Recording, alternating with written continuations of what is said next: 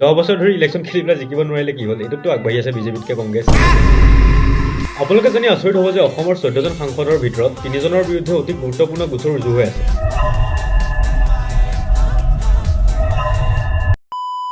আমাৰ দেশৰ যিসকলে আইন বনায় তেওঁলোকৰ আধা সংখ্যক নিজে আইনৰ কাঠগড়াত থিয় হৈ আছে।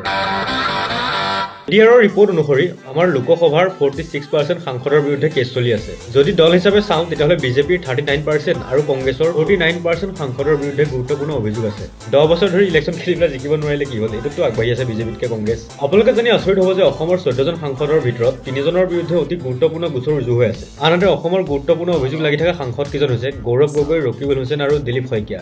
ইয়াৰে ৰকিবুল হুছেইন আৰু গৌৰৱ গগৈৰ বিৰুদ্ধে থকা গোচৰসমূহ অতি গুৰুত্বপূৰ্ণ। এতিয়া প্ৰশ্ন হ'ল যিসকলৰ ওপৰত নিজৰ চৰিত্ৰ পৰিষ্কাৰ কৰাৰ দায়িত্ব আছে তেওঁলোকে আমাক এখন অপৰাধমুক্ত ভাৰতবৰ্ষ কেনেদৰে উপহাৰ দিব? আৰু এটা গুৰুত্বপূৰ্ণ কথা, এয়া মাত্ৰ অভিযোগহে, এতিয়ালৈকে কোনো এজন সাংসদ দোষী বুলি প্ৰমাণ হোৱা নাই। আপোনালোকৰ মতামত জনাওক কমেণ্ট বক্সত আৰু এনেকুৱা ধৰণৰ কণ্টেণ্টৰ বাবে ফ'ল' কৰি ল'ব।